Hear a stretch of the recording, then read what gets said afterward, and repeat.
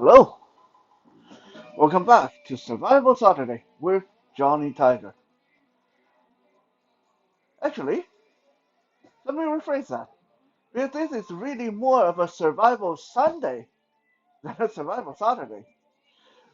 This is May 16, 2021.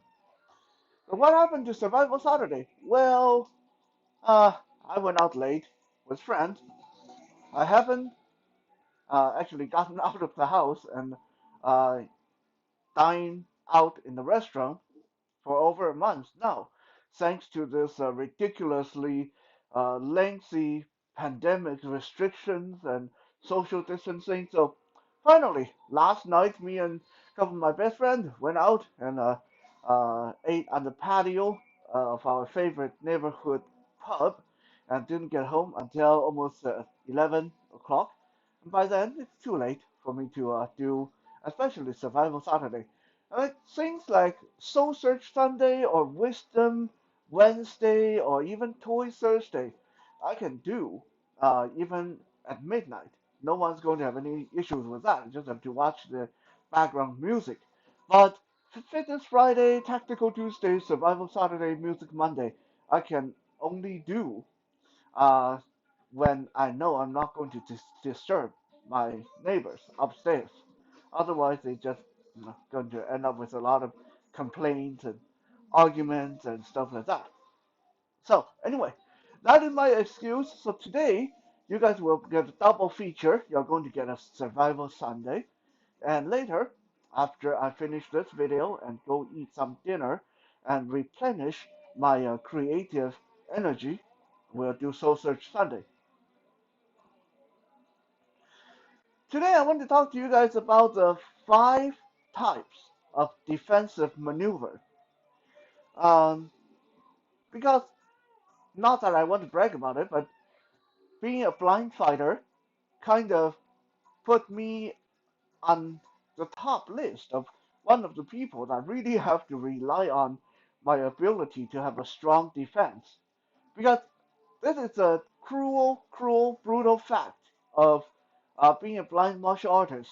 And for any of you who know anyone who want to be a blind martial artist, or anyone who want to practice martial art and you are blind, I'm going to tell you this is the cruel fact of it is as a blind martial artist, especially when you get to a higher level, higher intensity, when you actually fight, when you actually get into sparring matches and tournaments, you are going to get hit a lot more than your sighted opponents. So this is why I hate point system. If if I get into a point system, I almost always lose because them being able to hit me a lot more time than I can hit them, it's just not going to work. So if I'm going to spar or fight in a tournament, it has to be to knock out or to tap into submission. Point system just not going to work for me.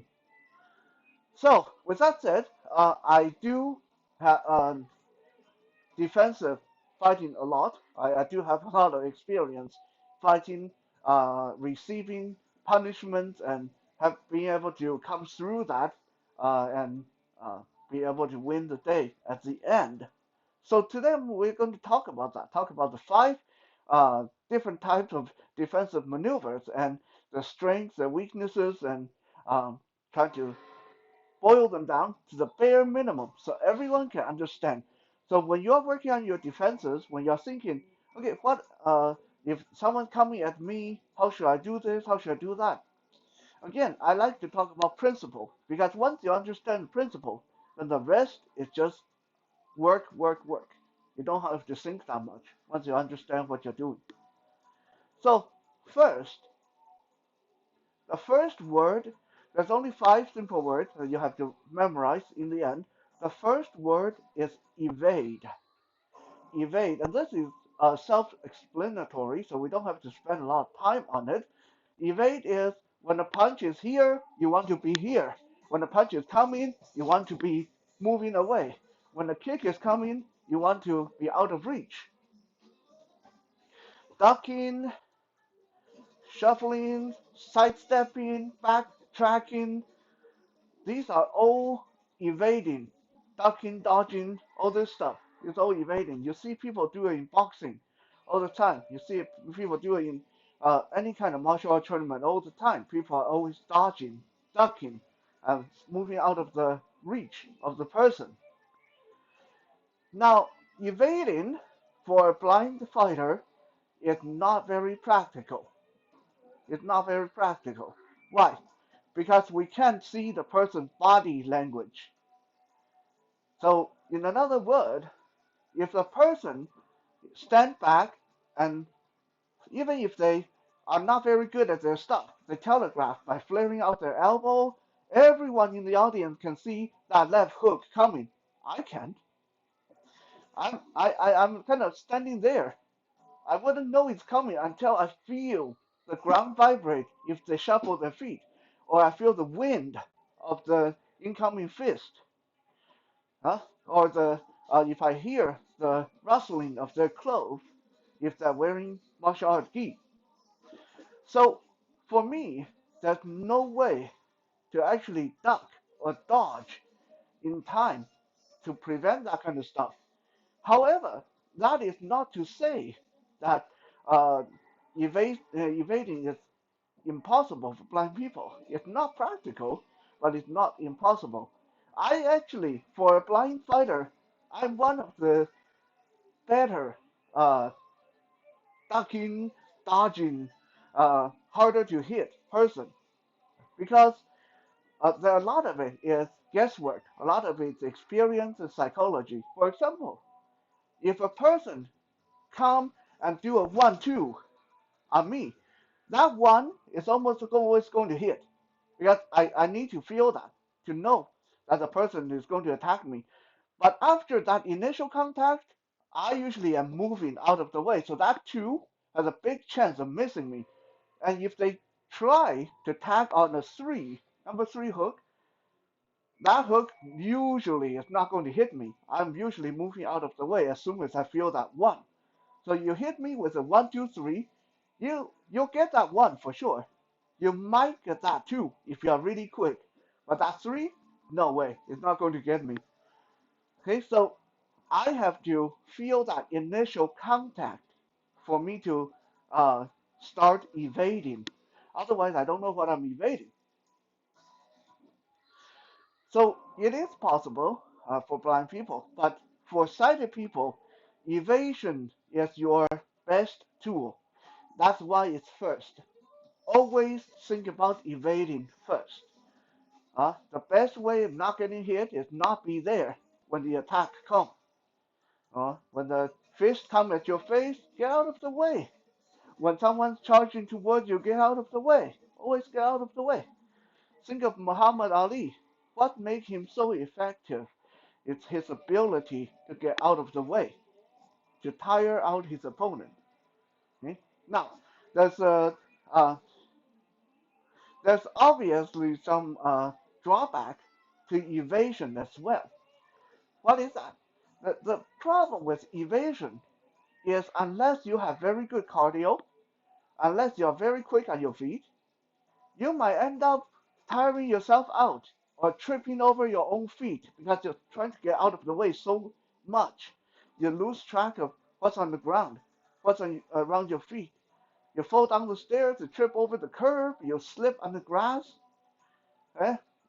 I've seen my father fight many times in his life. My father is one of those guys that just get into fight randomly on the street with strangers. Every single time he got in a fight, he ended up falling down when he tried to evade somebody. He either stepped back and fall off the curb, or he stepped to the side and then his feet get tangled up together, and stuff like that. And my dad is like a second degree judoka. He's like really quite good at judo, but he's not very good at evading. If he just stand his ground, he would be totally fine. But if he tries to evade, he almost always trip and fall down. So that is the thing with evasion. Yes, you got to be good at it. You got to know where you're going. You can't just go uh, wherever you think you want to go. Now you have to have a plan in your head.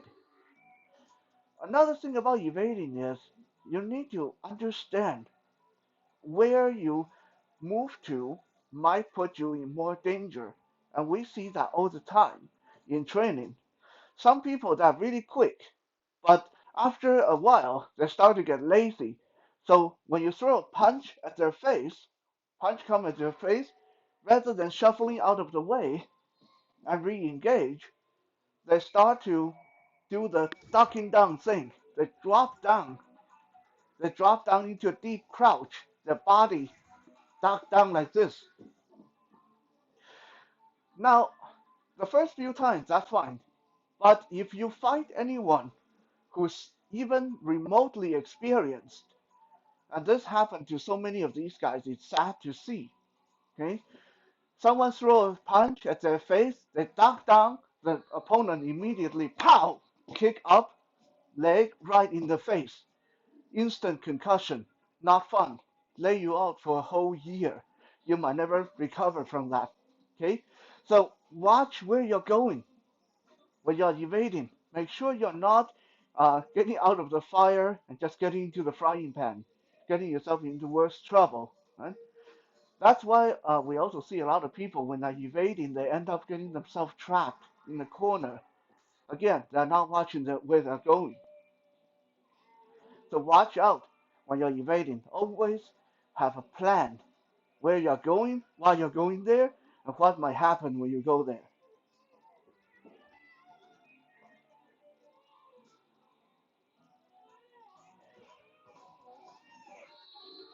The second word I'm going to give you, and this is where I am quite good at. I'm really quite good at this one. It's redirection. Redirection. Redirection is when an attack is coming, so rather than you move out of the way, you move them out of the way. You redirect them. Someone throwing punches at me, someone come in and throw 1 2 1 2 repeatedly at my face, rather than trying to backpedal out of the way, which I would be giving ground, and me being blind, I wouldn't know if there's anything behind me I can trip over. So if someone come and start swinging at my face, all I have to do is catch their forearm with my forearm and give them a shove and turn my body. Now they are redirected off to an angle and their whole side is open to my retaliation.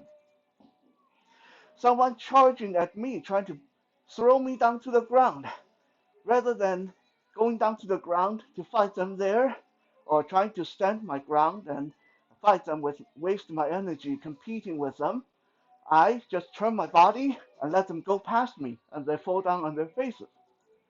That's redirection.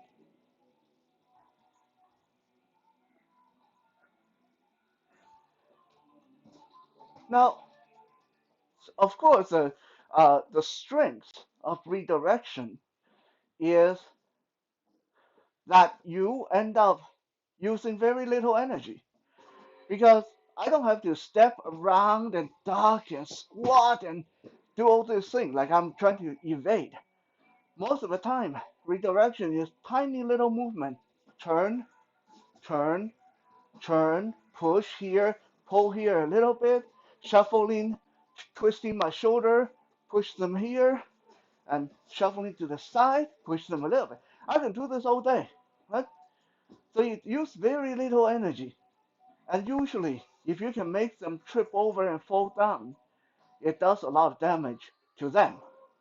And legally, I'm not responsible. If you throw a punch at my face and I turn and then you fall down and break your arm, that's not my problem. So redirection has those benefits. However, just as everything else we're talking about, redirection has its uh, disadvantage. The disadvantage with redirection is if the person is super strong and you get surprised, you don't have time to put up a proper redirection move or you get your timing slightly wrong. Now you are bound up, you're trapped in close quarter combat with that person. Right? What do I mean by that? The person come rushing in at me, and I try to twist my body to redirect them. And let's say at the exact time I twist my torso, that person throw their arm around my neck, and their forward momentum will end up throwing me down to the ground. I'll land on my side, I'll land on my shoulder. This is bad for me, right? So redirection, if failed, may get you in a lot more serious problem because now you are in very close proximity with a person and they still got momentum on their side and you are now trying to scramble and figure out some other thing to do because your attempt at redirecting them failed. This is why we see so many Aikido, Judo, Jiu-Jitsu stuff fail in real combat because a lot of time in real combat things happen so fast that you don't have time to get a proper redirection or throw in there. So when your thing stop working, then you're suddenly in very deep water.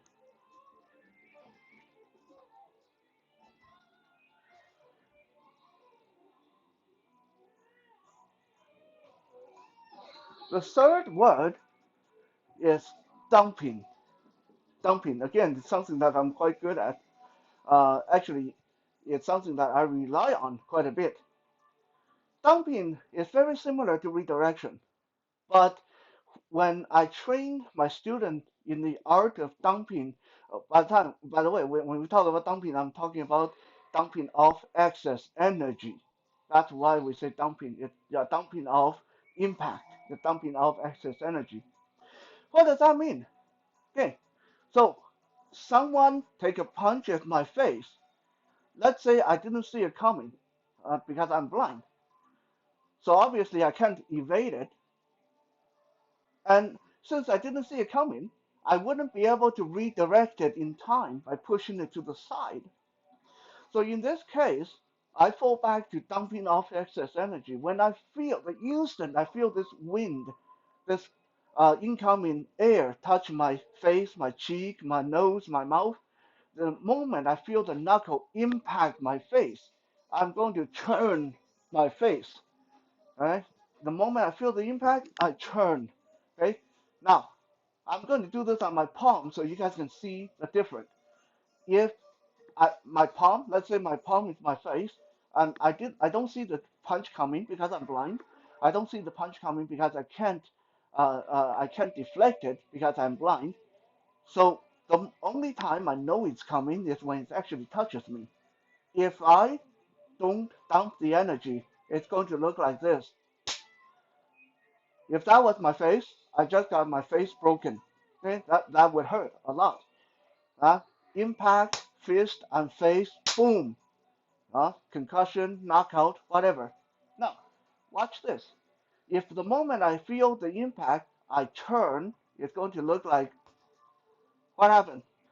The it still hurt, but it's not going to hurt. It's like maybe only 5% of the impact because the fist go forward as my face turn. So it bounce off to the side. The fist will go cross over my face. It's not going to break my face. Okay, the moment I feel the impact, I just turn. Forearm, same thing. If someone take a punch at my forearm, I catch it on my forearm, I just rotate, rotate, rotate. It's going to go either below or above. It's not going to break my arm, right? I'll even show you guys with a stick, with a stick, because it's the same principle. If someone uses a stick to hit my arm and my arm just stays solid, it hurt my arm a lot, right? But if I twist my arm the moment I feel the impact, it will bounce the stick away, bounce the stick away. It's hit my shoulder or whatever, doesn't break my arm. If I twist it outward, it will bounce the stick out wide, huh? Like that, rather than pow, ow, that would hurt, right? So that's called dumping. That's when we dump off excess energy by twisting our body at the moment and the point of impact, right? So obviously, the advantage of that is now you shock the heck out of your opponent.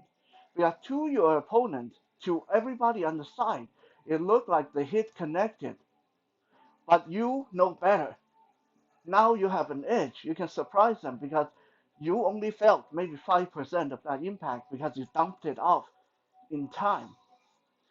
Okay? And now your opponent is off balance. They're close to you. You can grab them, do whatever retaliation you want. Okay? So it gives you an element of surprise there. That is the advantage of dumping. Now the disadvantage of dumping is it doesn't work all the time. Okay? It doesn't work all the time. Because the timing has to be so delicate, so precise.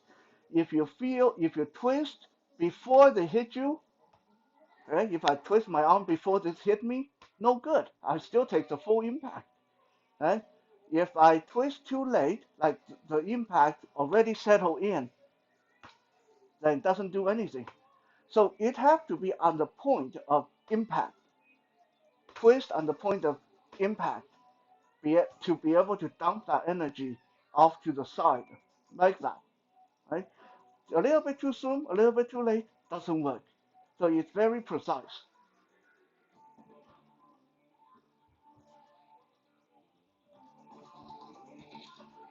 The fourth word is blocking. And this is the most questionable one. Next episode, I'm actually going to talk to you guys more about blocking, so I'm not going to linger too much on this today. So, long story short, in abbreviation, blocking is whatever is coming at you, you use your leg or your arm to block it, okay? Advantage, well, there's really not a heck of a lot of advantage to blocking. The only advantage is really it's better than it hitting your face. Okay, it's better than it hitting your face. But most of the time, blocking is just a really bad idea. The last two, the last two in your defensive tree, blocking included, the last two are last resort. You just don't want to fall back on these unless you have no choice. When someone swings a punch at you, you want to get out of the way, you want to redirect it, you want to dump the energy. Try to work on those three. Okay, this last two I'm talking about, it's just last resort. Why? Because there's too many variables. Blocking is a delicate thing and really easy to get wrong. Because for you to block an incoming force, you need to put up at least equal amount of force. But if the guy in front of you is 400 pounds of muscle and he swing that fist at you, you probably won't be able to block it. We've seen it in training again and again. Okay, some people when they are just practicing, they can block, they can block, they can block. They're super good at blocking. But when they get into an actual full contact, full power combat drill or sparring scenario, their blocks don't work. Because what happens when someone swings a full power hook at you and you're trying to block it with your forearm, is that hook is going to bounce your hand right back and you're going to hit yourself in the face. And that hook will travel right through and hit you anyway. Huh? Because when we're just practicing, when I throw that hook, it's like weak, weak, weak, or at the most weak. Right? I must speed it up. But as soon as a person block me, it works because I don't have any conviction before that behind that punch. But if I really mean to hit you, then I'm going to boom, boom, right, dig right into there. It doesn't matter how you block that. And you can't you would have to be a lot stronger than me or have way better techniques than me to be able to block something like this, right? The difference to our blind listeners, our blind target, um, in practice, we throw our hook like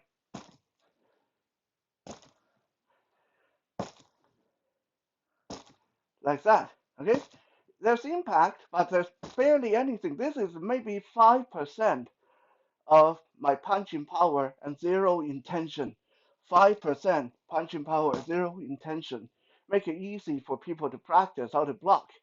In an actual fight, it's going to be like that. Come out that fast with full intention. Okay? So trying to block 5% power, no intention versus 100% intention and full power, very different. Okay? So blocking, problematic. Just try not to do it. We'll talk more about that next episode. Number 5, even more questionable, they call tanking. Tanking. What is tanking? We talked about this before. Tanking is what a lot of those body conditioning is about. Alright? Tanking is when you just take the punch. You don't block, you don't duck, you walk right into it. You show them how badass you are. They swing a punch at your head, you take it with your head. Okay, I just did that. Can't believe I just did that. Um, as a blind fighter, I have to do that a lot. Not by choice, but sometimes there's just no choice. If I want to get close to them, I have to take a lot of abuse. Um, Tanking is an extremely dangerous thing because you don't know what they have. Right? Now, in a sports arena, in a studio, it's okay. You can tank all you want as long as you can take it. But even then, I've broken a rib before because I thought I could tank something, and it turned out I couldn't. I've broken ankle before because I thought I could tank something, and it turned out I couldn't. So yeah, you might get all kind of messed up if you try that. It's a good skill to have to be able to tank things, because at the end of the day, if everything else fail, at least you still have that. Okay?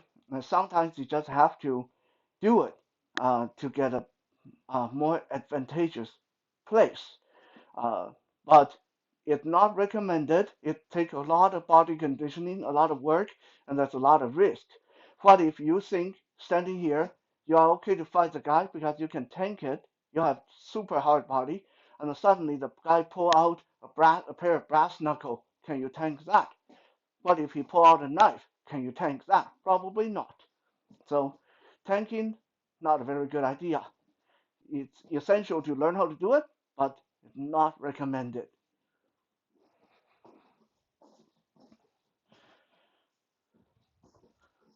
So quick recap, the 5 words of your defensive maneuver: evasion, redirection, dumping,